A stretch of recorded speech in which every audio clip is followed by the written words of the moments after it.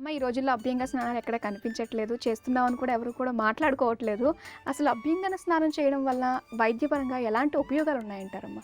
చాలా మంచి ప్రశ్న. ఈ రోజుల్లో నిజంగానే పెళ్ళిళ్ళల్లో కూడా మాకంతా అవన్నీ ఎక్కర్లేదండి, షాంపూ వేసుకొని చేసేస్తాము అనుకుంటూ ఉన్నారు. క్రీములు వాడుతూ ఉన్నారు, షాంపూలు వాడుతూ ఉన్నారు, కానీ అభ్యంగన స్నానం అనేటువంటిది పద్ధతిగా చేయటం లేదు. అయితే వైద్యపరమైనటువంటి ఉపయోగాలు ఏమిటి అని మీరు అడుగుతున్నారు కదా. అసలు మన దేశంలో ఉండేటువంటి పద్ధతులన్నీ కూడా వైద్యం మీద ఆధారపడ్డ ఉన్నాయా అని అనిపిస్తూ ఉంటుంది. మీరు చలి ప్రదేశాలు ఉన్నటువంటి దేశాల్లో చూడండి, పాశ్చాత్య దేశాల్లో చూడండి, చాలామందికి స్కిన్ ఎలర్జీ ఉంటుంది. స్కిన్ ఎలర్జీ ఎందుకు ఉంటుంది అంటే అక్కడ సూర్యరశ్మి సరిగ్గా ఉండదు కాబట్టి చలి వలన వాళ్ళకి చాలామందికి దాదాపు కొంత పర్సెంటేజ్ 60-70% అని కూడా చెప్పచ్చు. అందరికీ కూడా స్కిన్ ఎలర్జీలు, స్కిన్ డిసీజెస్ ఉంటాయి. డిసీజెస్ అంటే ప్రమాదకరమైనవి కాకపోవచ్చు, అయినా కూడా స్కిన్కి సంబంధించినటువంటి ఇబ్బందులు వాళ్ళకి ఉంటాయట. అయితే మన దగ్గర ఉండేది ఏమిటంటే పూర్వకాలం నుంచి కూడా మనకి ఆయుర్వేదం అనేటువంటిది మహావిద్యంగా మనం చెప్పుకుంటూ ఉన్నాం. దానిలో మనకి చెప్పేది ఏమిటంటే ఆయుర్వేదంలో నూనెకి హీలింగ్ శక్తి చాలా ఉందిట. అందుకని ముఖ్యంగా నువ్వుల నూనె, ఇంకే నూనె కాదు, నువ్వుల నూనె మాత్రమే. అది తలకి బాగా మర్దనం చేసుకుంటే శిరోవ్యాధులు రావుట.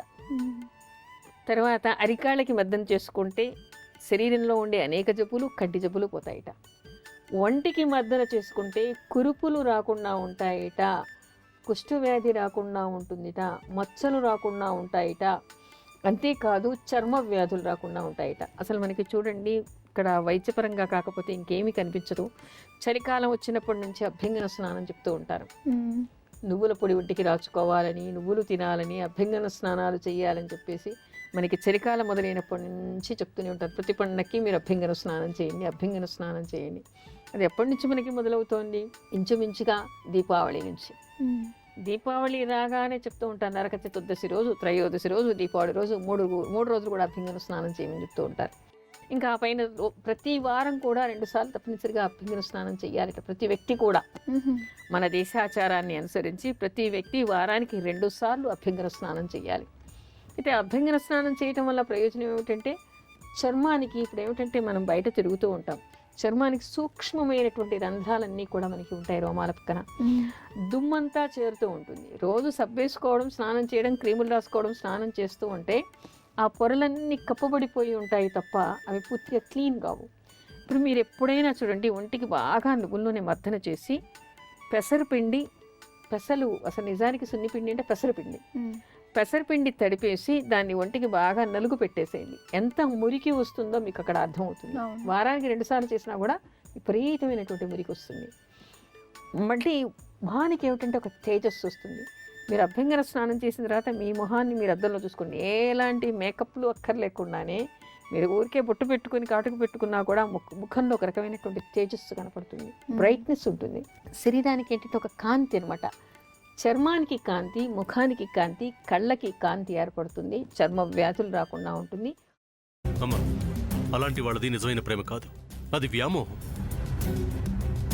ఎగ్జాక్ట్లీ చిన్నత్త, నిజంగా ప్రేమించుకున్న వాళ్ళు అలా చేయరు. ఎంత మనసు విరిగిపోతే కన్న కూతుర్ని పట్టుకొని మా దృష్టిలో చచ్చిపోయా ఉంటుందా తల్లి?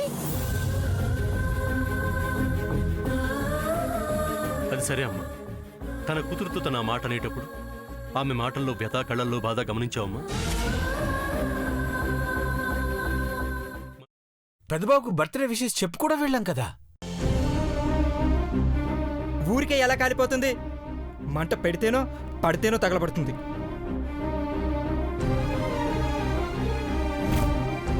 కరెక్ట్ చిన్నబాబు, నీకొచ్చినట్టే నాకు డౌట్ వచ్చింది.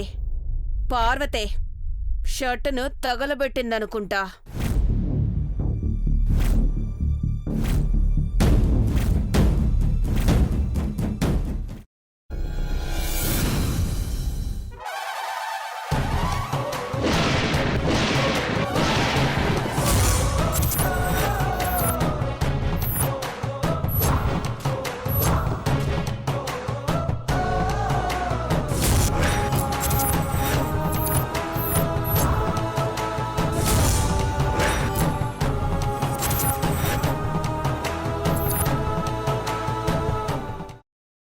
తర్వాత పొట్టు తీసేసి చాప్ చేసి పక్కన పెట్టుకోవాలి.